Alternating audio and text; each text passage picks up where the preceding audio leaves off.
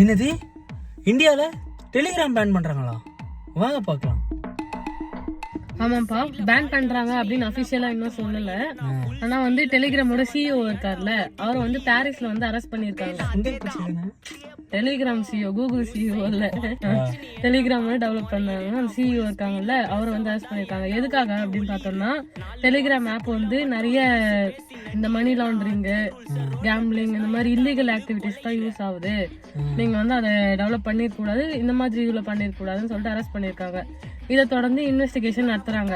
எதுக்கு அப்படின்னா, இந்தியாவோட லாக்கும் அந்த டெலிகிராமுக்கும் கரெக்டா ஒத்து போதா அப்படின்னு சொல்லிட்டு.